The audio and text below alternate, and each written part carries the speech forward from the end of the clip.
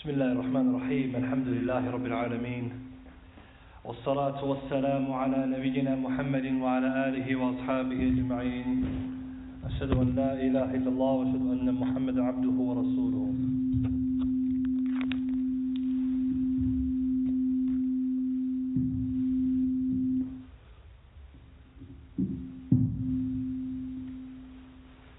أما بعد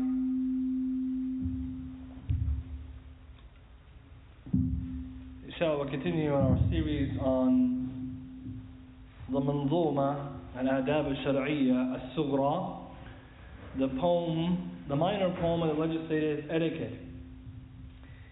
We stopped last week on line number 23, so we'll start from there inshallah, where the mu'allif, the author, Ibn Abdul-Qawwi Al-Hanbali rahimahullah, he writes, and I think the brothers have the translation. وَإِن جَهَرَ الظِّمِّيُّ بالمنكرات في الشريعة يزجر دون مخف بمركدي. So the author, he says that if a dhimmi, which is a non-Muslim who lives in the Muslim society, a dhimmi is a non-Muslim Jew or a Christian who lives in a Muslim society and he pays jizya.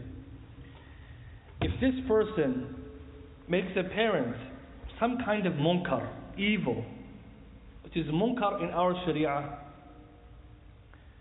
let's assume in the Muslim world, and it's a dhimmi, a Jew or Christian who's staying there by paying jizya. And this dhimmi, he makes apparent something that's munkar, evil, fi sharia, according to our legislation. What do we do then? Yuzjar, we have to prohibit them. Even though he's a Jew or Christian, because he's in the Muslim society, duna mukhfin bimarkadi, aside from the fact that if he does the same evil secretly at his home. Line 23, what the author is telling us, if there's a Jew or Christian who lives in the Muslim countries and he has a contractual obligation to live in the Muslim lands by paying the jizya, the tax, and by doing so he is allowed to practice his faith or her faith within the confines of their house or spaces, and in public they do what is considered from the laws of the Muslims, i.e. they're not allowed to oppose the zahir, the apparent customs of the Muslims. So if this dhimmi then was inside the Muslim society, started to do something which is haram according to our sharia, but maybe not haram in their sharia, are we allowed to prohibit them or not? This is the point the Shaykh is saying. So he says you have to, and this is if it's public. If he's doing something munkar in his home, this is different. And so the ulama, when they talk about these rulings regarding the people who are Ahlul Dhimma, the Muslims who are living in, non-Muslims who are living in dhimmatude, they're living in a Muslim country in this situation, there's rules and regulations. Imam Ibn Qayyim rahimahullah, he authored an excellent work, Ahkam Ahlul Dhimma, the rulings of the people of Dhimma, where he tells us all about what we can and cannot do, how to interact with them. So it's important to know it's not something anyone can just, go and do something. You have to know the rules. So the question now is, what is their rulings? Imam al-Hajjawi, who is the commentary on this poem, he divides into three categories. I will mention them now. Three categories of scenarios. If a Jew or Christian lives in a Muslim country and they're doing something wrong, which is wrong either in their sharia or our sharia, or wrong in our sharia, permissible in their sharia, or permissible in their sharia, or haram in their sharia, permissible in our sharia. There's many situations. Okay, number one. If they're doing something which is prohibited according to the Muslims. Okay, so for example, they're drinking khamar. And it's permitted for them to do it. Jews and Christians in their faith, they can drink khamar. And this doesn't harm us. So the first one is if they're doing something we prohibit, but they do, and they think it's permissible. And it's not something that causes harm to the ummah. It's not something that has wider effects. In this case, they are allowed, the Jews and Christians, to do this hiddenly, not publicly. It's important. If they're doing something haram, which we see is haram, they see it to be halal. And it's not something that has impact on society. They are allowed to do it in hidden, not open. the first category. They're allowed to do it hidden, not open. And the reason why they can do it hidden is that when they took the contract, the jizya, to live in our land, they're also coming with the freedom to practice their religion in their confines of their spaces. You see, in Islam, there's no such thing as compelling or soliciting someone from their faith. You can't go and take them out of Christianity, Judaism, by force. La ikraha fi din. But because they signed this agreement to be Ahl Zimma, okay, you can practice what you deem to be Sharia in your deen at home. Not in public because you're in a Muslim society. That's very important because some people, they might find that confusing. How come they can't do it in public if they're a citizen in the society? And there's rules. There's rules. Even here in this society, there's rules. And I'm going to get to that. But the example would be, let's say they do some ibadat, kufriya. Kufriya and something kufr they do, we're not allowed, they do it in their home. Drinking khamr, they can do it in their home. Something which they do amongst themselves but doesn't affect us. Let's say in certain groups they marry the maharim and they marry their relatives. Right? For example, the Zoroastrians, it's not haram for them to do that. It's haram for us. So it's within their own community, it's permissible. But if they do it publicly, Imam Ibn Abdul Qawwi says we have to detest them. Why we have to detest them is because they are doing something which is harmful to us, number one, and number two, they're living in a Muslim society. So for example, if we say, okay, you are allowed to do the haram publicly, even though it's halal for them, it's going to compromise our values. And I want to introduce the brothers now to a point it's important to understand in society. And many people, they don't know this. And here in this society, Western lands, public order crimes. You have to know something called public order crimes. A lot of people, they don't know, in even the Western world, they are the ones who are allowed to decide what constitutes offense or action which is criminal. And this public order crimes, if you check what it means, definition, they say it's any type of crime which involves interference with the societal norms and efficiency. And well, there are some things which can become illegal because it goes against our sensibilities and values. What are those sensibilities and values? The non-Muslims decide in their society, and us as Muslims decide in our society. This is very important. People, they don't know this. So for example, something could be illegal. Something else could be immoral. But not everything that's immoral is illegal. Am I right? Something's immoral and it's still legal. Why? Because public order crimes decide what is illegal and what's immoral. And truth be told, whatever is illegal should be immoral. But in society, differentiate. So in Islam, the public order of khair being open, Islam, you can't have shar open outside the bounds of our public acceptability. Even though you're allowed to do it hidden for those people. And when we say hidden, means in their homes. We're not doing tajassus. And you're not allowed to go and to secretly spy on them. The ulama said, it's not what we're talking about it, they're doing it in their home and they're from the Ahl Zimma, that's okay. So it's very important to understand the public order, crimes or laws. And obviously we don't have time to go more into it, but this is a big difference between what we call freedom and what we call societal benefit. And a lot of people talk about freedom of expression, they don't even understand these. There's no absolute freedom in any society. Everything has been curbed by the government and by the wider society sensibilities, even here. But some people, they have this idea, in the Muslim countries, we want freedom. There's no absolute freedom. What are you looking for? And this is because they misunderstood both the Sharia and the Western laws. One of the biggest crimes we have today is people who don't know the deen nor do know the dunya. They don't know the West, they don't know the East. And they're criticizing either of them. Especially the Muslims. They criticize Muslims, they don't know what else is out there. It's very important. Muslims should always be careful not to assume that that's unjust. The second one is that they're doing something which is haram to them, halal to us. Haram to them, halal to us. And we don't stop them. They can do it in public or in private. Because it's halal to us, haram to them, it doesn't bother us. Maybe they have certain rules, they can't do this on this day, they can't do this, that's okay. Because in our wider society, our value systems, this is permissible. So if it's allowed in our Sharia and not theirs, it's okay, they can do public or private. And the last one, which is the one where they're doing haram, something haram. For us, halal for them. Okay, similar to the first one, halal for them, haram for us. But it has harm to the ummah. The first one doesn't have that much harm because it's restricted. The third one is one that's harm to all of us. Here the ulama say it must be prohibited. Example, selling and buying with usury. Riba is haram.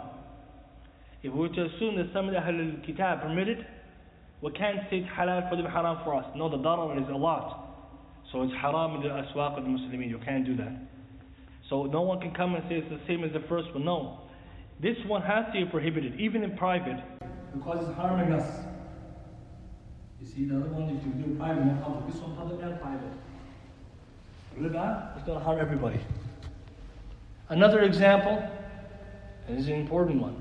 Something haram for us, halal for them. Mathalan, if a Jew or Christian man wants to marry a Muslim woman. It's haram for us, a Muslim woman in Islam, to marry a Jew or Christian. But in their religion, there's no such prohibition. So imagine a Jew or Christian wanted to marry a Muslim woman. Can it be allowed in a Muslim society? What do you guys think? No. Because it's going to harm us, right? And what's the harm is going to come?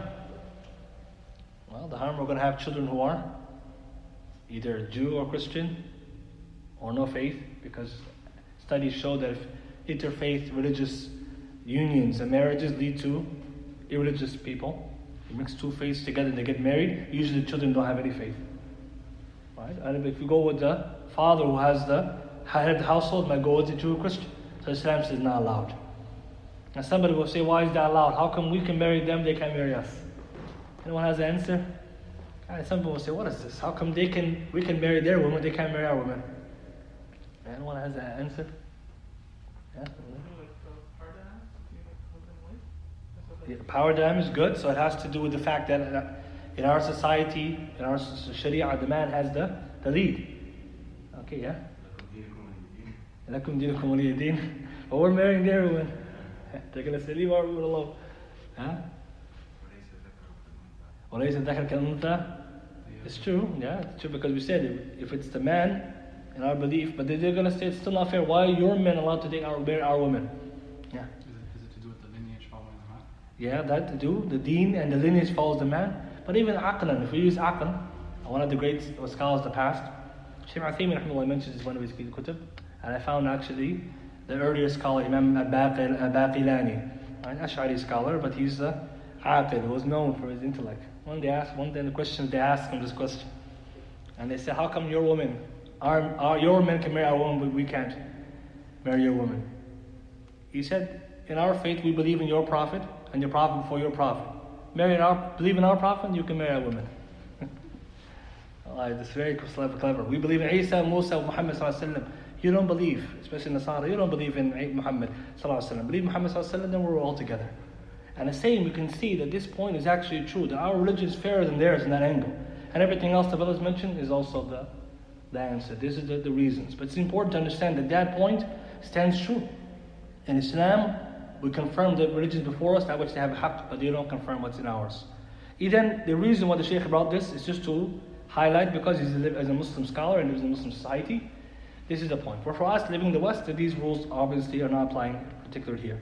Line 28, the author says, وَبِالْأَسْهَرِ ابْتَدِئُوا ثُمَّ زِدْ قَدْرَ حَاجَةٍ فَإِنْ لَمْ يَزُلْ بِالنَّافِذِ الْأَمْرِ فَاسْدُودِ. Now he tells us how to prohibit the evil. Begin with the easiest form of rebuke, then increase in accordance to the need. First, when you're prohibiting evil, you start with the easiest way. Then you move gradually. And if it still doesn't stop, then prevent the evil by turning to بِنَافِذِ الْأَمْرِ, يعني the Amir, the authority. So when it comes to prohibiting evil, you don't start from the most difficult form. Yani, for example, if someone's doing wrong, we first advise them with our tongue. It wouldn't make sense to come and make a ruckus, beat everybody and then disperse them. Because later on when something really big happens, you already beat the people, what are you going to do now? So this is Islam, always gradual. Second thing, we know rifq, leniency is the best way. We'll give some examples, some stories to show how the ulama they do this. But the ulama they mention, when you're not able to do it, what do? You seek the help of the authority. Go to the government. Go to the hisbah, if they exist in your society. The Muslim society have the hay'ah, right? The order the good and prohibit the evil. But you're not going to take the law in your hand. That's key. If you don't have the authority, you don't make the authority for yourself. So for example, the head of the household at home, he could do something about certain wrong things. But in public, you advise the person, you be nice with them, you give them the stern warning about the deen, what it says about it. What do you do next?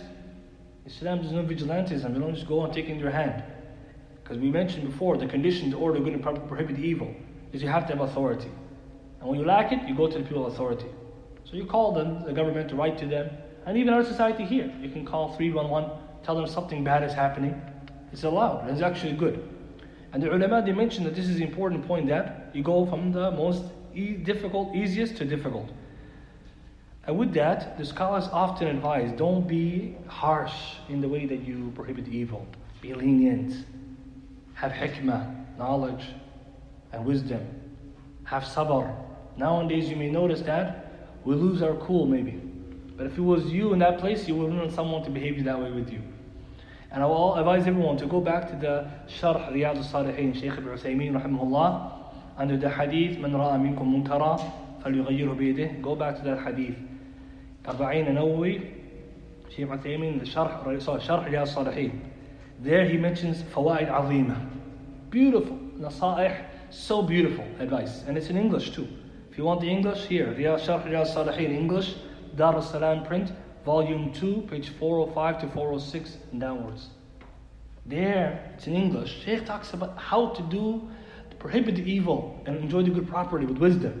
And some advices are beautiful. I'm going to mention two stories. One from Shaykh Sa'di, Ibn Uthaymeen's teacher, and one from Shaykh Uthaymeen himself. He narrates. Because the examples are very helpful. To look how the scholars do it versus us.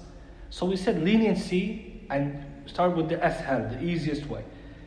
I'll give you an example. He mentioned the biography of Imam al-Sa'di. His son wrote a biography, مواقف الاجتماعية من حياة الشيخ العلامة عبد الرحمن بن ناصر السعدي. This is a book, it's like societal stances from the life of the Shaykh Muhammad Allama Abdul Rahman bin Nasir al-Sa'di. It's in Arabic, page 68 to 69. This is a biography of Shaykh Sa'di from his son. Shaykh Sa'di, rahimahullah, in his biography, you learn a lot. Very interesting man. And the stories are all about his life and how he dealt with people. So on page 68 to 69, there's a story about Shaykh Sa'di and a man who used to smoke. Okay, so when you think about it, if someone today is smoking, Muslim, how are you going to deal with it? Especially if he's smoking next to you. And so for example, imagine you sat down and imagine somebody smoking. Most of us would just shoo him away. Get out of here, right? We're sitting. But what if he's sitting with you guys and he's still smoking? He wants to sit with you for khayr. It's mentioned in the biography of Imam Sa'di that he was so respected by the people, the one who smoked, if he walked in, they'd take out the cigarette. They had so much honor for the Shaykh. And the reason why we'll see, because he had a hikmah. There's a reason. It wasn't just out of hayba only, because the Shaykh was so intelligent, but also so well-mannered. So it's mentioned, biography, the son says, one day our father, he went to go buy some firewood, and the habit at that time, because they lived in Unayza, in Saudi Arabia, whenever you buy firewood, the person who you buy it from, he carries it to your home. You have some people's job, the porter, right? The porter takes the wood from the space, from the shop to your house. So one day, he said the porter came to the house to drop by some of the wood, and then we left for him some water and dates, and he drank and he ate the dates and he left. And Shaykh Sa'di's habit was when he used to walk in, he used to knock the door and to make the people know it was him. And what happened was when he left, right, the porter, to deliver the wood, the Shaykh went outside to follow him, and he found in the bushes a pack of cigarettes, and it belonged to the porter. So the Shaykh called the porter and said, "You dropped something." And he gave it to him, and the man was surprised. He said, "Shaykh, how are you giving me this? It's haram." It's important, right? So from some of us, what will we do with that? If someone drops cigarettes, you're going to give it back to him? Or are you going to throw it in the garbage? So Shaykh Sa'di, rahimahullah, this is ilm al-hikmah. This is the difference between alim and abid. Shaykh, what he did was, he said to him, after he, of course, the porter was paid for his effort too. So the Shaykh gave him the cigarettes back, and he told him that the money I just gave you now, for the work that you did, you're going to go home and you're going to use it for your family and children. But if you realize then that you lost this pack of cigarettes, you might take some of the money that I just gave you and bought some more cigarettes, depriving your family of the money that you earned. So I'm going to give you back the one that you dropped, so you don't waste your money from your family and kids. I don't know how the Sheikh's thinking. He's worried about the man, he's going to spend the money, and that's what smoking does, that wastes your money. His Shaykh has rahmah for his family. Spend the money I gave you on them and you keep the one you already have. And so when he heard the Shaykh's explanation, how the Shaykh was worried about the rizq becoming haram for his family and the halal rizq he just got, the man said, Allahumma inni tubti ila Allah, right? By Allah, I repent to Allah for what I did and I will never smoke again. And he threw it away. And that's the way that you prohibit evil. Bi'ilm al-hikmah. Can you imagine? Most of us would say, the Shaykh, what's he doing? Giving back the pack of cigarettes. But the Shaykh's not like us, right? Because he's thinking far. Even though someone picked it up and didn't tell him to throw it away, he has an argument, he has a point. That's not wrong. But someone who goes beyond, that's how it is. That's one example from the biography of Shaykh Ibn Sa'id. There's many stories like this. I highly encourage the brothers to read those kind of biographies. Really, really impress on you the way the ulama are. Another example, I mentioned Shaykh Ibn Uthaymeen, he mentioned himself. A story the Shaykh Ibn Uthaymeen mentioned in the biography, in the Sharh Riyadh Salihin, volume 2, page 405 and 406, about a man who was ordering good and prohibiting evil and did it wrong. He didn't do it the right way. So he says, the Shaykh was emphasizing leniency, not harshness. So he said one day, a long time ago, there was a man who used to enjoy the good and forbid the evil, and he passed by a man fetching water for his camels from a well. And the time for Maghrib came in and the adhan for Maghrib came in. So it's the custom of the workers when they're doing the work, the camel herders, they're going to recite some poetry and they'll move fast to make the camels move fast. And sometimes they get overcome by this poetry, right? They get busy chanting it and they're not focusing anymore. So the man came to him, the other man, and with another person, he spoke harshly to this camel herder. And the man is tired, right, from all the work he's doing. So the other man became so disturbed by this other man giving him a hard time, telling him the salah time, or what are you doing? So the man took a stick and he beat him. Right? That camel herder beat the other man. And the other guy fled to the masjid. Right? So the two of them, right? So one guy beat, the other one ran to the masjid and he met a sheikh. And the sheikh, Ibn says, the sheikh he met was from the descendants of Shaykh al-Islam Muhammad ibn Abdul rahimahullah, from the grand descendants. So then the sheikh, and they told him, the other man told him the story, what happened. I went to tell this guy, salah, he beat me, this and this. So the second day, the sheikh went himself to show him how to do it the right way. And this is important to see, teach him by example. So the sheikh, he said, personally went to the place where the man was doing the same thing. Right? So sunset, the man's pulling the buckets of water. And the sheikh went there to make a wudu. So he took off his mashlah, and his cloak, he made the wudu. The Maghrib adhan was called, and the sheikh stood up as if to get his mashrah, his cloak, and he said to the person, oh, so and so, I'll reward you with the good. You seek to benefit from this work and you have done well. However, it is time for the salah. If you can go now and later you can come back and finish your work. So he spoke to him nicely, explained to him salah time. Just go pray, come back, you can continue. And he spoke to him nicely. And the man after that, he didn't say anything. He listened to him nicely. And then he told him, may Allah reward you. Because yesterday a rude man came to me and he scolded me and got me angry. I couldn't control myself, I had to beat him. But now you came to me and you told me this way, and the Shaykh and the man accepted it. And he accepted the advice from him and he went. And Shaykh Ibn said, this is the example. Nabi sallallahu alayhi wa sallam told us, in Allah rafiqun yuhibbur rifq. Allah is all kind, lenient, and loves leniency. وَيُعْطَى لِلْرِفْقِ مَا لَا يُعْطَى لِلْعُنْفِ. And Allah rewards for leniency like that, like how He rewards for harshness. And if you just talk to the guy nicely, you get the thing done. And we can use examples in our lives. Somebody made a mistake, somebody dropped something. Could make the situation better. Be lenient. But what will help if the situation is bad and you made it more difficult? And this is important for all of us to think how the ulama, they do things versus us. And sometimes we are the people of religion in the eyes of many, right? Because we're practicing our faith to the best of our ability. Be a good example. It's very important. Be lenient. And lenient so you don't lose. When do you use harshness? When the person knows better. When the person is close to you. Family, friends, you know they know. Sometimes you have to be harsh to let them know this is haram. But the most part you have to be lenient, especially with people who you don't know. And sometimes you may notice people never come back to the masjid or never come back to the majlis because of the way we were dealing with them. And so the author is telling us start with that which is easier. A side benefit, an interesting benefit, Imam Hajjawi mentioned, Imam Ahmed rahimahullah was asked a question.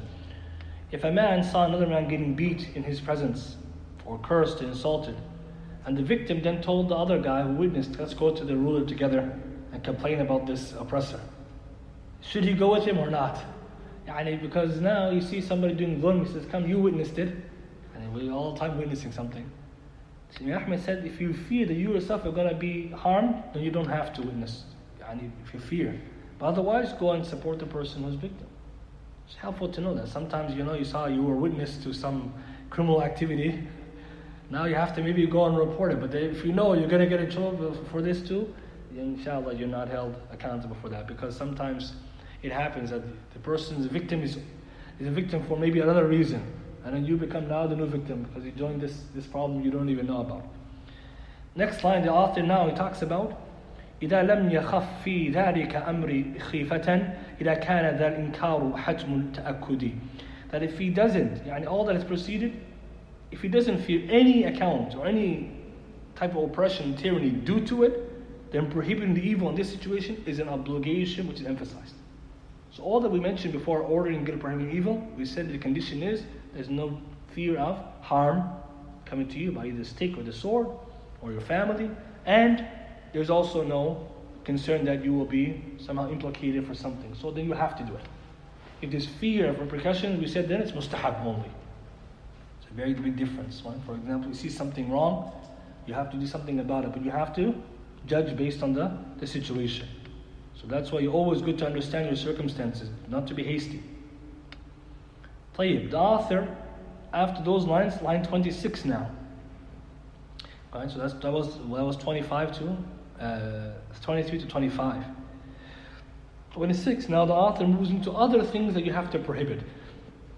So line 26 he says, وَلَا غُرْمَ فِي دُفِّ السُّنُوجِ كَسَرْتَهُ وَلَا صُورٍ أَيْضًا وَلَا آلِيَةِ الدَّدِي. Here the author, he's talking about certain things you have to prohibit. Number one, he says, وَلَا غُرْمَ, there is no liability in the breaking of a drum that contains no cymbals. I'm going to explain what that means. What is that? And there's no liability if you destroy pictures nor musical instruments. Now, you and I, if we are going to enjoy the good and prohibit evil, we have to know.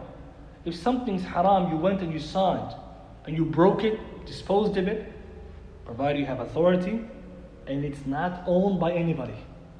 And that's two conditions. It has to be, you have to have authority first of all, and you have to know that the property or the thing that you're disposing of is public property, or it's empty somewhere outside, or does it belong to anybody? If it belongs to somebody, like someone owns this musical instrument or this picture or whatever, you can't just go and take it out of their hands and break it. Now if you have authority, it's different, because the people of authority, they're being disposed to do that. But me and you, our authority may extend to our family and be close friends. Even then, sometimes close friends, maybe you don't have the authority. Family, if you head the household, and sometimes you don't have authority even there. So don't understand these lines. To me, anyone go now and just go and pick up things and destroy them. Vigilantism is not allowed. So the Shaykh, what is he telling us? Let's assume he says, someone found a duf, hand drum. The hand drum is not like other drums. Taban, it's a regular drum. All musical instruments are haram. That's the first thing. But the Shaykh specified the hand drum that has cymbals. And the cymbals are those like things that make noise, tambourine-like thing, right? So what's the difference between duf shar'i and this one? The duf we mentioned in the lessons on nikah, the true hand drum is called a frame drum in English. Frame drum, one-sided. It's covered in skin on one side, not the other side. So you beat it and it makes noise. The one that's haram here has cymbals around it, so when you beat it, it makes jingling noise. That's haram. And in some cultures they think that's the duf, that's not duf shar'i. That's another one. So let's assume someone has that kind of instrument, or guitar, or any type of musical instrument. The hisbah can go and break it. People commanding good and joining evil can break it. If they see someone walking in the Muslim society with it, they break it. Or they tell the person to hand it over, because it's haram in the Sharia. And the Sahaba and Salaf, they used to do that. Because they had authority, right? It's important. And there many times were commissioned. For example, as narrated Abdullah ibn Mas'ud, his top students, Al-Aswad, Alqamah and Al-Aswad, they walk in the streets. If they saw a young girl with something like this, they would take it from them. Because these are kibar tabi'een. Now, let's assume somebody destroyed it. Does he have to pay back? No. This is what the Shaykh is saying, وَلَا غُرْمَ. There's no liability, because it's haram to have it. See, in the Muslim countries, they're not allowed to be making the guitars, playing the guitars. In the sad reality of Tariq, we made the guitar. You know, like historically, we're the ones who made the guitar. So no one can come and say, oh, but Islamic art. We made it, and we destroyed it too. And we did both, right? If you go and check the history, it's actually interesting. The lute and the guitar go back to Andalus and beyond. So not only is that it's haram, because as a society we know it's a public evil too. Music and instruments. Nabi sallallahu alaihi wasallam said, at the end of time will come people, يستحلون حرى والحرير. حرى والحرير. حرى here is zina. والحرير silk. والخمر والمعازف. Intoxicants and musical instruments. So in our society it's different than Western society. We understand this. So if the Muslim community, we have this, the people in authority have to destroy it. How about in your home? Somebody has this. If you're head of the household, you must confiscate it and do away with it. And if you're not, then you inform the father and mother and say, so-and-so has this musical instrument or something like this, it shouldn't be here. And this is very clear, but the one that has no symbols, the regular hand drum, you don't destroy it. Why? Because we need it for the nikah, for the weddings, and we need it for the wala'im, or the a'yad, the eids. So that's what the Shaykh said, dufi sunuji. He mentioned specifically with symbols, because that one, you don't use it for the halal celebration. So it's important, you don't just go around destroying all of them. Because now, let's assume you see somebody with the halal drum. Well, can't just take it either, because maybe they're going to use it for something later. That's a very big benefit. We're not allowed to also, the one commanding good and enjoining evil must be patient and base things on evidence. No su'u dhann bin nas. You see somebody sitting together, you see somebody just come and confiscate everything, and no, you have to have knowledge and awareness, which Imaam especially emphasizes. In the ba'd dhann itham. We know some suspicions is sin. Second example, he says, wala suwarin. Now it's interesting, surah and suwar, pictures. And we spoke of pictures many times, and the different brothers as well. Pictures of pictures of animate things, humans, animals, jinn, insect, that which has a soul in it. We cannot in Islam draw them, whether it be in figurines like idols or hand drawn.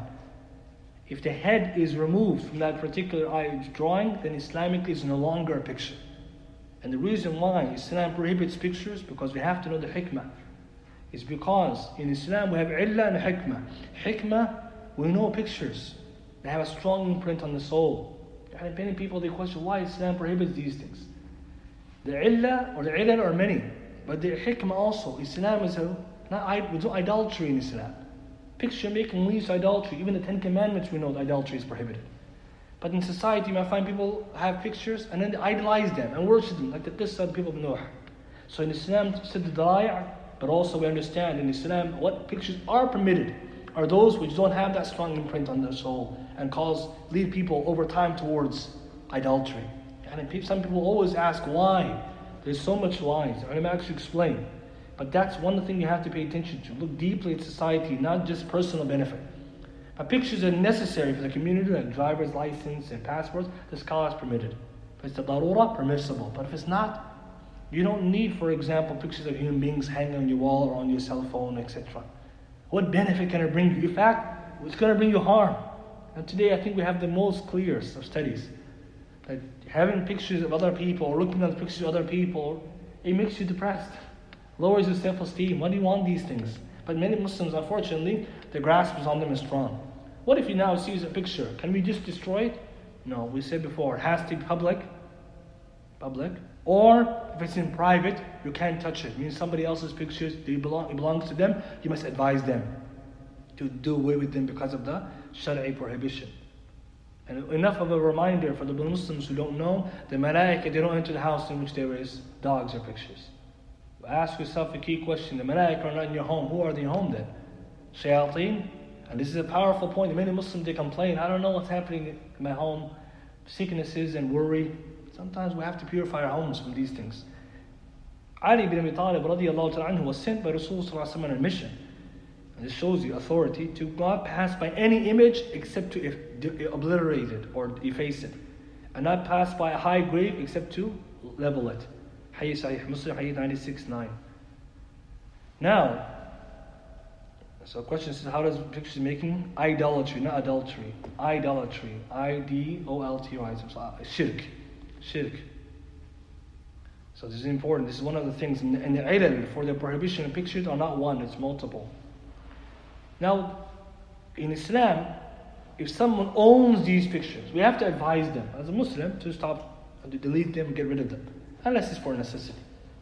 But if you see, for example, picture in public, in this society there is many. Are we allowed to go now and just start erasing it? No, we don't have authority. It's very important. You don't go and see a mural, you start, I don't know, spray paint it. It's not for you to do that. You don't have authority. But what about if you pass by in society, you see haram pictures? Even in the Western world, there is limits. Some obscenity, for example, some billboard is haram. What do you do about that? Even in this society, if you pick up the phone and call your local MP or the government, they'll take it down. It's actually powerful. Some people, they don't know this. You can actually complain about those things. And the Muslims complain about some of the obscene pictures, they could go away. So to the best of your ability, try to do that. But when it comes to your own home, or your own self or others, if you have authority, then you can use the hand, otherwise the tongue and the heart. For example, if you're sitting in a place where there's pictures, and you have to be there, then it's different. You can't control that. But if it's your own home, encourage your family members to get rid of them. For the sake of Allah subhanahu wa ta'ala, pictures they have, that which has the head intact. As-suratul ras. فَإِذَا قُطِعَ الرَّأْسِ فَلَا صُورَةٌ Hadith Ibn Abbas. Picture is the head. If the head is removed, it's not a picture. And the reason, again, the Shaykh mentioned this one, because we know it's from the major sins. And a lot of people, they need to revisit this topic. Alhamdulillah, Akh al-Fajr, he did a nice audio about the scholars and the different fatwa about this. So you can return to that in the Quran Da'wah. Now the question is, how do you get rid of them? Let's assume you found some pictures at home. You don't need them. You can rip them. You can throw them out. You can shred them. You can remove the head. You can deface the head. There's different ways of doing it. And we mentioned in Quran Da'wah, an article that how the scholars talk about how to efface or deface a picture. But what is not sufficient is drawing a line over the head. That doesn't do anything. And some people say, I'm just going to just take a line over the head as if I cut it off. Not good enough. Imam al-Safarid in the Sharh of the Manzuma to Kubra, he actually mentions that. Drawing a line over the head doesn't do anything. It's not sufficient. Because the body is still intact and the head is still intact. What you have to do is remove it, erase it, or deface it, or cover it altogether. And so it's important because in Islam, these prohibitions, they come with reasons. And so the Shaykh telling us about that. Now, what if you see a picture in public? He said, only if you have authority, you can remove it. But if you find, for example, some picture lying around, just take and dispose of it. It's on the floor. It's not nobody's. But you don't want to take it into your own hands. This is when things get bad. And if you look at the tariq, the history, you find that often extremism comes with inability to deal with the surroundings. So many of us, we probably know the incident that happened in the Haram Mecca in 1979, when Juhayman and others, they took over the Kaaba. Right? Many of you are probably familiar with this. This is a big problem that happened in Ummah. But the group that did it, what happened to them? Fell into this khariji, kind of khawarij, rebellious, extremist mentality. A lot of it had to do with the inability to deal with the modern world. The changes that happen, the munkar that's increasing in our societies, but we have the patience. We mentioned for patience. So some people at that time, they used to see TVs in the stores and break the stores. And this is not allowed. For example, if you go to the grocery store, you go to the department store, you see figurines and idols, can you go and just destroy them? No, this is extremism. This is the point. This is what happens when you don't have the ability to understand what you can do and you cannot do. Because you feel the overwhelming sense, I'm responsible Yawm al-Qiyamah for this. No, you're not. Because you can't control it. You don't have authority. You need shurut to come with. But some people think, what are we going to do? They're going to spread it. And this is where it starts. And I'll give you a story, a funny one. In Islam, one of the things that we have in Egypt is a sphinx. Everyone knows what a sphinx is, right? This lion head, human head, lion body statue. And the Sahaba, when they came to Egypt, radiallahu anhum, they didn't have to deal with that, as we actually mentioned in a post in Quran Da'wah, because it was hidden from them. And these things were covered in sand. Later on, they're uncovered. But if you look at the story, if you notice the Sphinx, one of them is missing his nose. Anyone ever thought about what happened to that? The Sphinx, if you look now, you see it's missing his nose. And the non-Muslims themselves, they always wonder what happened there. Why is this Sphinx missing his nose? And I'll read you, one of the non-Muslims, they have a very important, like a very valuable kind of or very respected news paper or magazine. It's called Smithsonian. Some of you probably heard before. It talks about history and Tarikh. Anyways, they mention it was always taught in 1700s or 1800s more like the 1800s, that the nose of the Sphinx went missing because Napoleon, a French leader who came to Egypt and took over Egypt, one of his army members blew a cannon and he broke the nose. This is the story that non-Muslims always used to believe. Until recently, a book was published dating to 1737, in which there's a drawing of the Sphinx without a nose. It means it happened before Napoleon got there. And why I'm mentioning this story, it's not off topic, because it relates to the fact that it was actually a Muslim who broke it. It's a Muslim who broke the nose.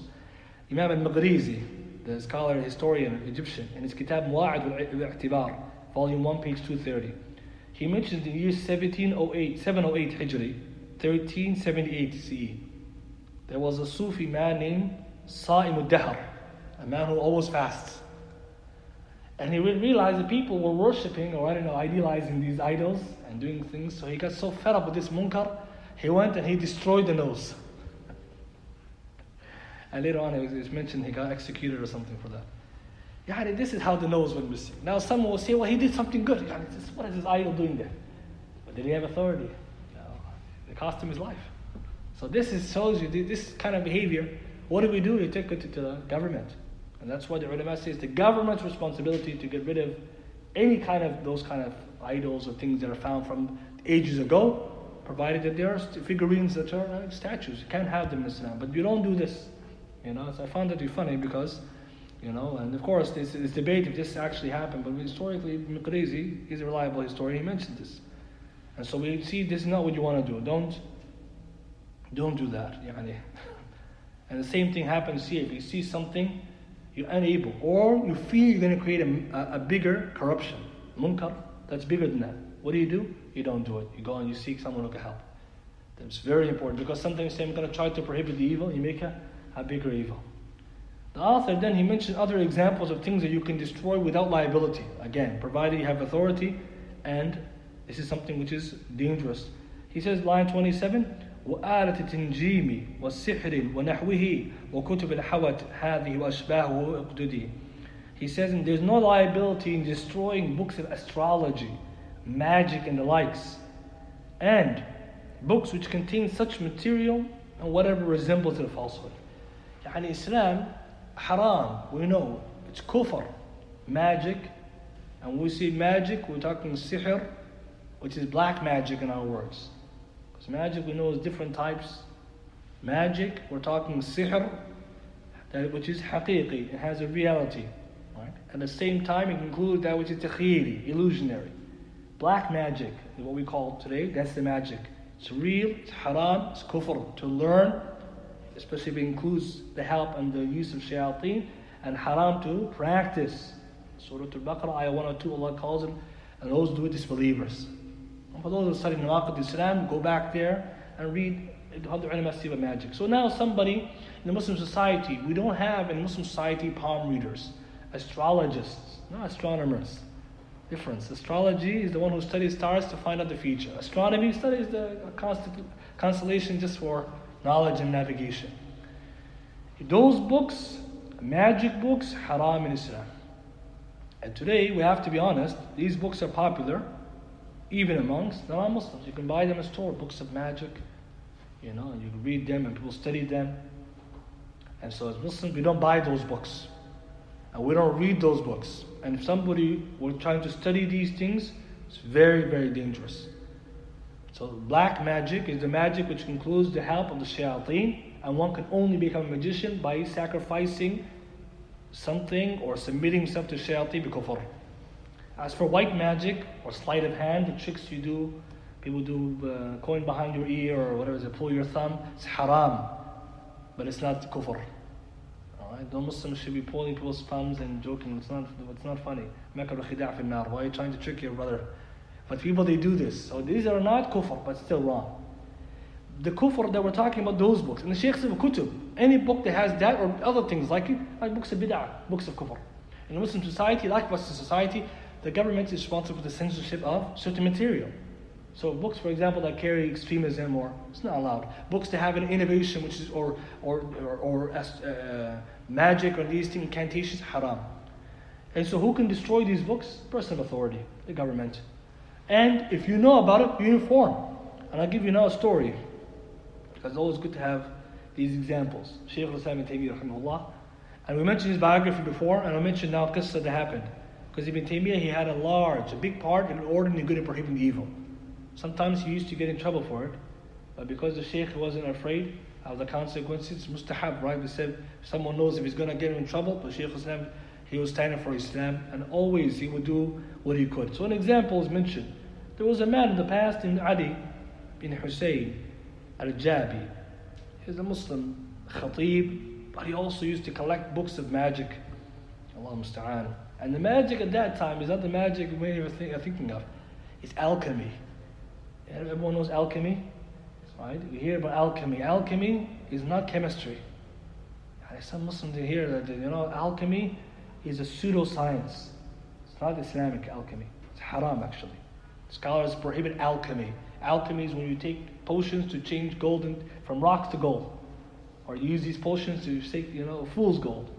So alchemy is these kind of things to trick the people. It's not chemistry.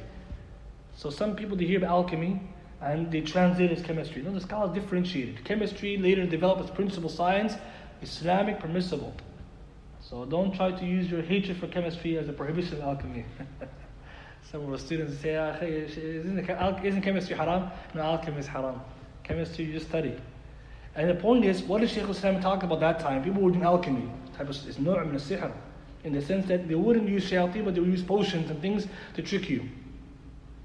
Shaykh al-Islam Ibn Taymiyyah rahimahullah, later on, this man who had all these books of alchemy, and instead of actually warning against alchemy, one day Ibn Taymiyyah, he heard about this man and this book, so one day he bought all the books the man had for about 1,000 dinar. And he threw all of it into the lake. And he put it in the water and said, all this stuff is books, wasting people's time, misguiding them. And so Shaykh al-Islam got rid of it. And of course, the same man who used to do this later on, he was punished at the hands of the Tatar. Now, what's interesting about this? Shaykh al-Islam, why didn't he just go and confiscate the man's books? He's an authority. But he bought them and he disposed of them. And the Shaykh, look at the basira. Sometimes, for example, you may see somebody's throwing away material. If you see it's bad, take it yourself and throw it away for them. Or you maybe see someone, they sometimes say, I have books I want to give to the masjid. What if the books are books of bid'ah? What do you do with it? Because now the best place to put your old books is the masjid. If you know they're bad books, say, I'll take it and dispose of it. Do the community a service. If you know they're bad books, so they're not bad books, then you keep it. But Shaykh al-Islam Taymiyyah is helping there, and that's because he didn't have authority to do that. Other times he did other types of actions with the hand, but Shaykh al-Islam didn't do that, and that shows you a benefit that we should try to participate in our communities, be helpful, try to get involved. So that's another example. Then the Shaykh mentions other things that are allowed to be destroyed or dealt with. Line 28. وَبَيْضٍ وَجَوْزٍ لِلْقِمَارِ بِقَدْرِ مَا يُزِيلُ عَنِ مُنْكَرِ مَقْصَدِ مُفْسِدِ. There's no liability in destroying eggs and nuts that are used for gambling in accordance to the level that is needed to remove the intended evil. Now somebody will say, why would anyone gamble with eggs and nuts? You see, gambling itself, we have to talk about it. Because gambling is very common even now amongst Muslims and non-Muslims. If you look carefully in society, there's a surge in gambling, especially in sports. And many people, they don't really focus on it. It's gambling. So in Islam, gambling is a major sin. Allah subhanahu wa ta'ala prohibited in the Quran. And He called it Amr al-Shaytan. It's the action of Shaytan. And Allah says that khamr and maysir. So intoxicants, gambling, and ansab, slaughtering on altars, and azlam, arrows thrown for divination, all this rijus min amal shaitan. Filth from the action of shaitan, fajtanibuhu. Fajtanibuhu means stay away from it. It's a wording of prohibition. Some people say there's no prohibition of gambling in the Quran. Fajtanibuhu doesn't just mean avoid it. It's a severe word. It means stay away from it, absolutely categorically prohibited. And then Allah said, "Alaykum tuflihun." What's the definition of qimar, first of all? Before we get to the example of the eggs and the nuts, what is gambling? There's two things that we have, two words in Sharia. Qimar and maysar. Allah said in the Quran maysar, but we have another word called qimar. Qimar and maysar. What's this, same or different? Majority of the ulama say that qimar and maysar معنى واحد, mean the same thing. You hear qimar or you hear maysar, both are gambling. But some scholars say no. Maysar is a wider category, qisman, it breaks into two. Maysir is a bigger category. Maysir lahu wa maysir qimar. So some scholars, they say there's two types. Maysir is of two types. One that is gambling, or maysir of amusements, and maysir of gambling. So what does this mean? Some scholars say maysir can mean that which is gambling, that which is not gambling. So they try to differentiate. Maysir lahu is any game, like for example, let's use the hadith, narad, backgammon. Many of the Salaf call backgammon gambling. And some will get confused, but you don't always gamble when you play backgammon. You have dice, but you don't always have money on the line. They say the maysir lahu, they say this type of a maysir of amusements, because they saw maysir to be anything kind of game which is wasteful, it's based on chance, and there's no benefit. They call that maysir. But then when you actually have gambling, that's qimar or maysir. See the difference? So that's why some scholars, they prohibited some games. I call it maysir. And some people get confused. How is it maysir? I'm not using any money. Maysir lahu, yani. It's a game that has chance, it's useless, or it's prohibited by nas. And usually they used it for backgammon, chess, those kind of games, or games that have dice. Because some will say, what if I play without money? That's why. But most scholars say maysir and qimar al-wahid, same thing. And the reason why I'm saying this, if you read some of the early scholars, when they say something's maysir, you now get, they're not talking about gambling always. Then, what is qimar then? What is really gambling? This is the question. Because in our society, people gamble a lot. The ulama, they say gambling is any game or activity in which it's stipulated that the winner give the loser something. Any game or activity in which it's stipulated that the winner, the ghalib, will take something from the maghloob, the one who lost. The loser has to pay the winner. The winner takes something from the loser. That's gambling. Any game or activity. So, why is gambling wrong? Some won't say. Because there's one winner, one loser. Isn't any game one winner, one loser? So right now we did a foot race and I beat you in the foot race. Is that gambling? No, I'm not taking anything from you. Maybe your egos will be bruised, but that doesn't take anything from you. What's lost is no money. When we play a game and I say, if I win, you owe me $10, qimar. Some says one-way bet, one-way gambling. That's what it is. The only time that's allowed the one-way bet, i.e. the winner has to pay someone something, is those actions which the Sharia permitted. So some games you can take some money from someone, Nabi Sallallahu Alaihi Wasallam permitted. 3 of them in particular: horse racing, camel racing, and arrow shooting. That's specific because it helps the Muslim community in military efforts. But we can't extend that to football and basketball. What is that going to help us? It's for your own benefit. Some Muslims, they extend it by doing a dalil. They say, if the so-and-so team wins, you owe me lunch for the qimar. So ghalib, the winner takes something from the loser. Why is gambling haram? When you pay, it's important. If both of us are paying, I pay you, me, you are both paying, and I'm not getting anything in return. Or we both do an action, and I have to get something taken from you for no reason. In Islam, mu'awada, transaction is when you give something in exchange for something else. Always remember, when you pay for something or you're giving something, you have to get something in return. Shaykh Ibn Taymiyyah said gambling is wrong because you're giving for nothing in return. Or you gave, like in a contest, and you have no certainty of getting something back. And we all pull our money together and we have a tournament. Everybody's going to get paid, The winner will take all, right? Me and you, why do we pay? See, we didn't get anything in return. So it has to be we get, because not ma'awad is something for something. But now what happens is someone either takes something for someone with no reason, and from that angle we know why late fees and other fees that are not service fees are not allowed, right? You can't just charge you for coming late to the masjid. No benefit. But see what happens, people say, but we played, we agreed. Sharia didn't allow it. Qimar is very common nowadays. We have to remind our brothers and sisters, a lot of our family and friends, they don't know. So what they do, when the playoffs and the sports are going on, and the Olympics and whatever, remind them, haram, major sin. And if you're doing a transaction, you have to pay for something in return. That's why high-risk transaction haram in Sharia. It's not just gharar here only, but also sometimes the gharar becomes qimar. Gharar when there's a risk anyway. Everything has risk. But when does it become qimar? I paid, I don't even know. Put big money in and you're going to get big money out. Lottery, pure example. You put in little, you get a lot. You put in little, you get nothing. That's purely gambling. So here the Shaykh, when he says gambling, now we know qimar or maysir can mean the same thing or different things. He said if you see people playing with eggs or playing with nuts, and today we don't use those, but in the past those were the tools used. By who? By children mainly. So children, they too gamble. And we all know this. When you're young, sometimes you may notice people gambling. So if you see the children doing that, you have to remind them it's haram what you're doing. Disperse them, not allowed to do that. And I'll give you an example. Remember Dhahabi. He has a kitab imitating the disbelievers. Well, it's in English. It's a book where he wrote about Muslims imitating the Christians in the celebrations of Easter and Palm Sunday. Can you imagine? Imam Dhahabi, rahimahullah, the Imam, living in Syria. People who are celebrating Easter. So Imam Dhahabi, that book is in English, you can get it online. Salamatullah. Page 33, he mentions allowing the youth to bet on that day, the day of Easter, is from the major destructive sins. Then he brings the ayah, and then he mentions, right, after he brings the ayah, Rasulullah said, whoever says to his companion, come, let me bet you, then let him give charity. So whoever comes to you and says, come, let's go gamble, I'll bet you, that person has to give sadaqah, expiate what he did.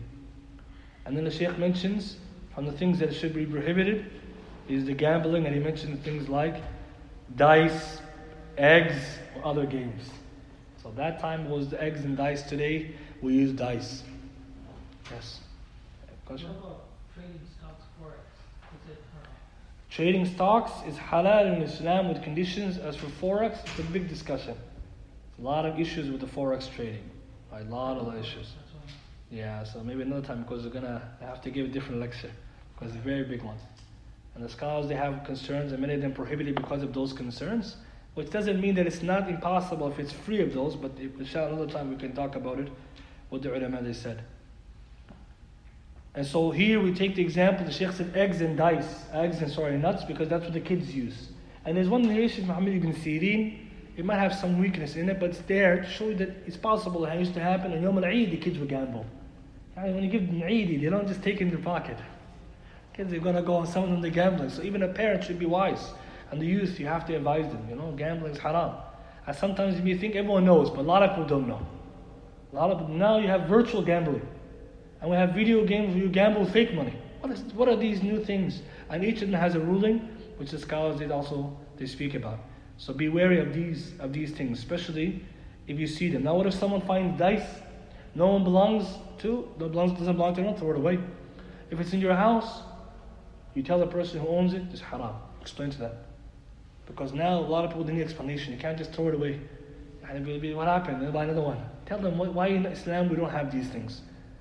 Tayyib, the last two lines, the Shaykh then now finishes with talking about alcohol.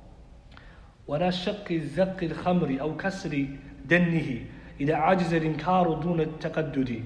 He says there's no liability now in destroying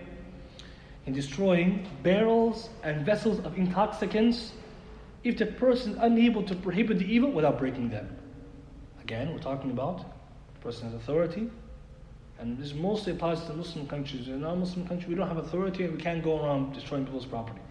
But let's assume someone in their home in Muslim society, some people with khamar. The hisbah, they take away the khamar, they pour it out. So you take the vessel, you pour it out, but can you break the vessel? That's a good question. That's the question the Sheikh's saying. So if you can break it, he says you can only break it if you can't dump out the khamar, wash the vessel and return it. You see, the hisbah have to have ilm, they have to know that this is somebody's property. Then last line he says here that if the intoxicants could be removed without destroying it, i.e. the vessels, then the vessels that could have been purified by washing have to be replaced. So if you went and somebody had khamar and you broke everything without trying to make sure you could clean it, you have to pay back the vessel, not the khamar. Because you just broke it for no reason. But in a situation you can't throw them out. For example, there's many of them, or these vessels are vessels which they're just packaged already. Then you can destroy all of them and there's no responsibility. Again, authority in the Muslim countries or in your own homes.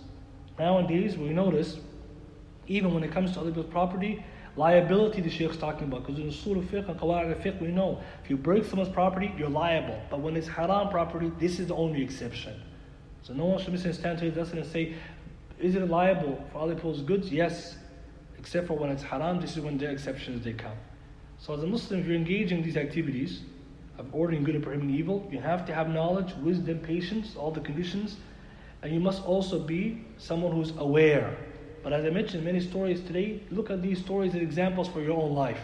Use ilm al-hikmah and rifq, leniency, and show people the good side of Islam. Today, it wouldn't be sufficient often when you're making khar of someone to just do without explaining. People, they don't know. So one thing, you also try to prepare some kind of explanation as to why it's wrong. Then the person can feel like, you know what, this is haram, I'm convinced of it, I will do it, stop. But if you just tell them don't do it, Islam says it's not allowed, and when they say why I don't know, then people will say then everything's haram. You know, this is when they bring that kind of discussion, oh, why is everything haram? No, not everything's haram. We have to explain, we have to do a better job. And also, in our society today, and I'll finish with this point, we're not living in the times where we have quwwah. Even amongst the Muslims, people are practicing, we're fewer number as time passing, even within our own families and friends. So remember Shaykh Ibn Baz, rahimahullah, he said, this era we live in, this zaman is the zaman of rifq, the era of leniency. Leniency is the way. Be lenient, don't be harsh. And this is very important because you can get a lot far with leniency, not the harshness. Even in your own home. Your family should have to see leniency from you, but the ilm hikmah should explain. And what happens, they trust you then. You know, he's explaining things, this one made sense. I didn't understand that. So you give the person time. And you keep reminding them, and finally they'll leave it. But if you just come and you're just causing ruckus, breaking everything, removing everything, and this is not allowed. Just like if you go to somebody else's house, you can't just go and tell them what to do. Take them aside, nicely advise them. It's their house, their responsibility. Inshallah, we'll end with this much. Next week we'll continue from there. There's some questions here. One of them is including games with fake money like Monopoly. Monopoly, it has in it dice. So the dice itself is specifically prohibited in the Sharia. It's actually a hadith, athar, prohibiting dice itself. And the game of Monopoly is a game of chance without any skill. And someone will say, brother, there is no skill. It's all the chance and luck. And that's why the scholars, they don't see this game as permissible. There's other games better than it. Shaykh Sa'ad al-Shatari, rahimahullah, hafidhahullah, is Ahkam Musabaqat. He talks about which games are permissible and which is not. And if Allah gives us time, we can go over that. Because it's very important. Muslims have to know when is the game prohibited and when is it not. So one of them examples like this. Monopoly has in it dice. That's the first problem, the game of chance. But not a game of skill. So for example, if you go first and you get a dice, you get the nice property. What did you do there to gain that? And so play a game that's better for your mind and your time. And we'll talk about later about it. It's very important. Because Islam doesn't come to prohibit anything only. Imam al-Qayyim always reminds us, Allah puts a badil, or substitute. So I have to always substitute, but we substitute that much better for us. Alright, so this is the point. There's one more question here before we take from the brothers here. Does taking screenshots on your phone of a video with humans in it take the same rulings as pictures taken? So we know when you're taking screenshots, it goes from video to image. So the scholars, we know the difference on the video. Right? We know this difference of opinion. When it comes to screenshots, those are still images. So we should avoid that unless it's a necessary thing. For example, you need a screenshot for a particular surveillance camera, for example, footage. Someone needs to stop it. But if there's no purpose behind it, then you can just tell the person where the video is and what you need from it. Especially because we're also talking about the difference between owning and making pictures and watching them. Always differentiate. You can see a picture or something's halal on video, but you can't own it and make it. There's two different issues. Some people mix the two. For example, if you watch the news and there's a video there of the news and it's nothing haram in there, you can see it. It's not the same as downloading and saving and making it. So that's why the scholars, they mention that difference.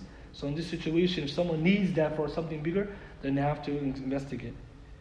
And someone said for the topic of pictures, what if you buy a product that has pictures on the packaging? Can we bring these to our homes? We mentioned this already. This is from Amut Balwa or Umum Balwa. Shaykh Abdul Hassan Abbad was asked about packaging on our products, cereal and these things. When you buy it, you have so many pictures. You're going to deface all of them? You won't have time to eat. So the Shaykh, he said this is Umum Balwa. We're not held accountable. It's too much fitna. And what does Umum Balwa mean again? It's when something is so widespread, it's almost impossible and inevitable to avoid it. Impossible to avoid it, and it's inevitable you're going to catch it. So alhamdulillah for that. Otherwise, we couldn't buy our goods, from the stores and like this. طيب, inshallah, any other questions? Yes. What's the ruling on playing cards? Playing game of cards? So connected to that, the issue of playing cards. Here the scholars, they mention the cards, it's a game that has not much benefit. And so there's some difference. Is it the cards themselves that's the prohibition? And what's on the cards? Is it time that's being wasted? Because it's not a game that has any benefit, and it's a mixture of strategy and chance. And it depends on your set, or what do you call the hand you get. So most scholars, they don't permit it. Some of them, they look into how it's being used, but the better is to avoid it, right? This is the best because of the non-benefit in there. And the addictive nature, not to mention that, because you don't play one card game. Play 20, 40 games and like this. And maybe another time we talk about those issues of games, because the ulama, they mentioned dawabit, and it's not what some people think everything's haram. No, some things over other things. Yes? Could you say that going to like a shooting range could use things like use of the analogies with archery? Can you take So yeah, the scholars, they say we know that the recommendation for archery in today's time, shooting, right, like weapon rifles, and the scholars for most of us say that is an analogy. Yeah, shooting is today's time of rifle use for military purposes or training and hunting is similar to the archery of the past, right? So if someone's going there and he's training and this and that, then the ahkam over there can move there. But obviously, the person has to be aware of the rules and regulations regarding those things. But yeah, that's our modern time. Just buying books for kids where you have pictures or showing them animals and everything for teaching purposes. So that's a good question. Buying books that have pictures in it for children.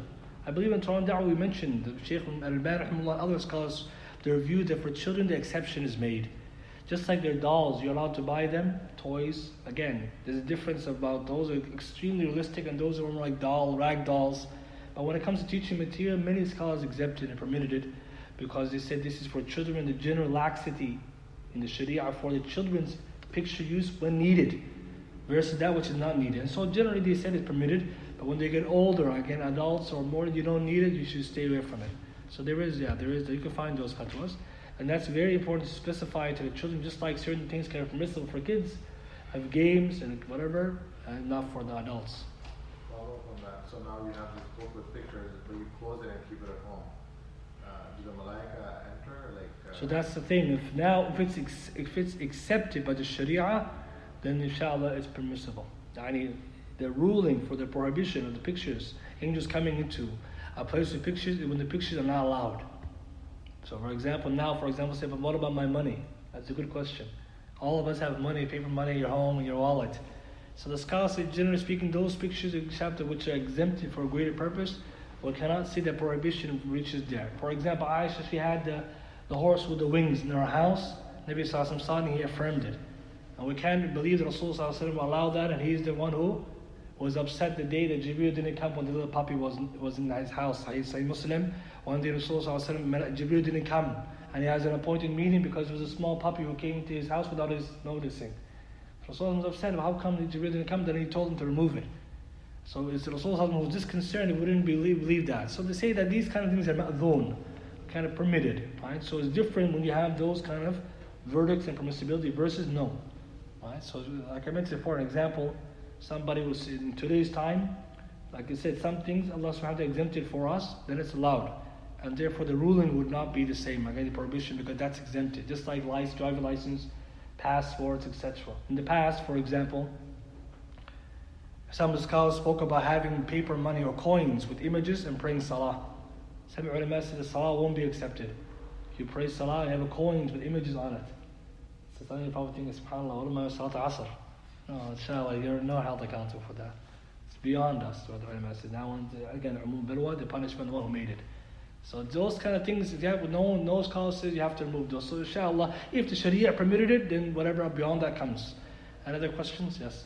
The horse racing that you were mentioning, this is the manned horse racing, right? Not where it's the individual horses that are racing each other. Yeah, so the horse racing, there's two types. Horses where you're racing yourself, and horses which are racing themselves. So again, we're talking about the one where you're racing. Men are doing the races. As for the other one we have today was those kind of casino ones. We're not talking about just releasing the horse.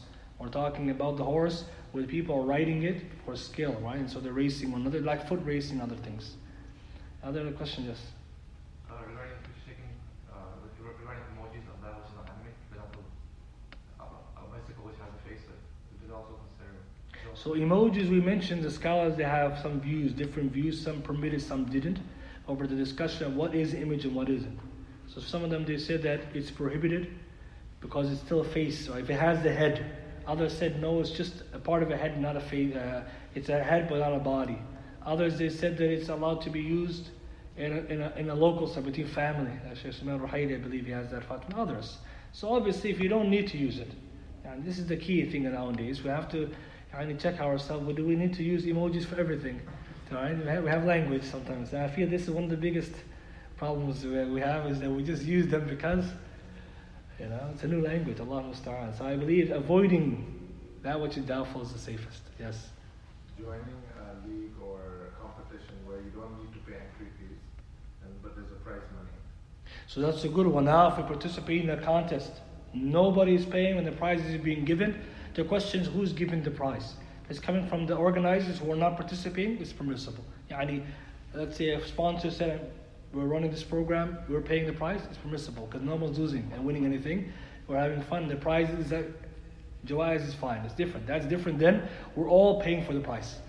And same thing if someone were to participate in a sweepstakes or something where they didn't pay and anyone can win. And they choose you win is different. So that falls in different chapter of Mu'amalat. Yes. Yes. Regarding photo albums that individuals they have in their houses that's closed up, and the pictures are not always apparent. What's going on with that? So photo albums and things which the pictures are covered in an album, not open. Almost all the scholars prohibit pictures kept for albums and dhikriyat, remembrances. Not a single scholar permits that, as far as I know. Which the problem people have now is say, we'll just keep them hidden. It's not that, it's the fact that they're there. And they're not there for a reason. So what's the problem now? The pictures are there, they're kept.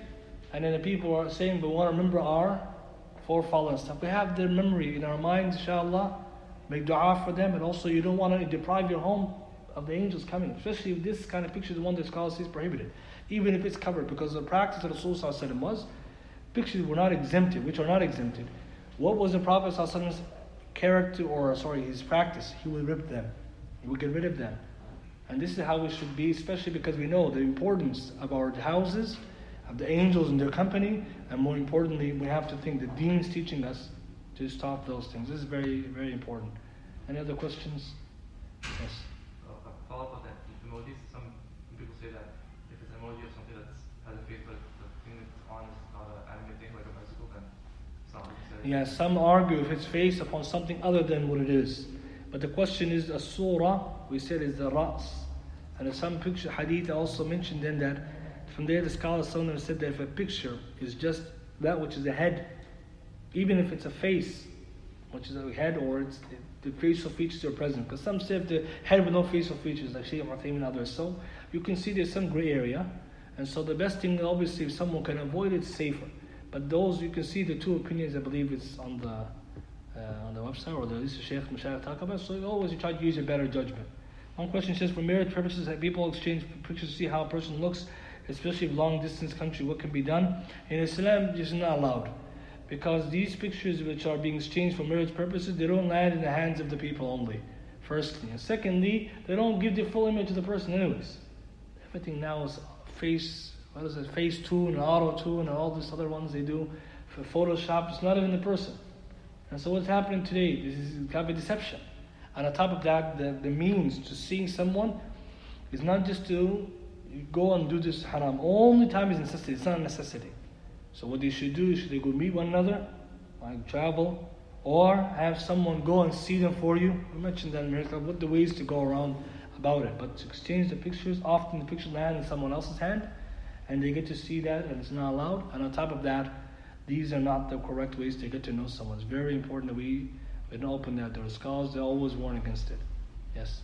Can you elaborate on benefits of having the malaika at home? So this is very important. One of the reasons, rationales, juristic reasons behind the prohibition of pictures is that the malaika will enter the homes in which they're in. similar to when the dog is present because of the najasa, the impurity of the dog. And when the malaika don't come to your home, who is going to be in your home? The home is going to be lacking the barakah and the benefit that you need from it. The people, the creation of khair is not there. Rather, what will be there is shayateen. Because shayateen like places where the remembrance of Allah is not being made, or ma'asi and dhunub are being done. And what happens then, your own home, it becomes, even if it's a good home, can become feeling constricted. Sometimes because of these dhunub, because the surah, keeping pictures, is a major sin. It's very important. If I had time, I'll read you the speech Imam al-Tabari right here says, as quoted by Fath al-Bari Ibn Hajar. You'll be surprised how serious a sin picture making is.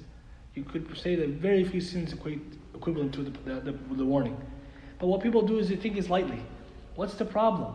Major sins, the angels are not going to come. Your home is going to become deprived of khair there. The creation of khair is not there. Khair is not happening there. And many people that complain, then when the angels are there, you can feel that even if it's a house of khair, a big house, you can feel restricted. Because the shaitan ma'al wahid. We know shaitan is with you by yourself. What happens if you live in a place conducive for the shayateen? What happens if a place, no Quran is being read either? Because what happens, sometimes big pictures are displayed, and these are sins openly displayed. So the malaika in the house is very important, because malaika come near to the righteous. Nabi sallallahu alayhi wa sallam, he already told us about the importance of us, the believers, having that alliance with the malaika. Malaika already have alliance with the believers. So the biggest problem we have today, many Muslims who complain their homes are not tranquil. As Allah describes, the homes should be places where sakanan, yani tranquil, because they have these open sins. It's very important. This is one of the prohibitions. And other reasons we said before, worship of it, and of course resembling those people who do that, of idol worshippers. Because if you go to a home of a polytheist, he has the same. Pictures hanging, idols everywhere. And so a lot of Muslims, one of the things, if they want to purify the homes, read Surah Al-Baqarah and take away the pictures. You'll notice a great difference. You feel comfortable in your own home. And there's some people, Allah musta'an, because of this, they don't feel comfortable in the home. When we say home is where the heart is, may Allah subhanahu wa ta'ala protect their homes. Inshallah, we end with this much. Subhanakallahumma bihamdika ashhadu an la ilaha illa anta astaghfiruka wa atubu ilayk.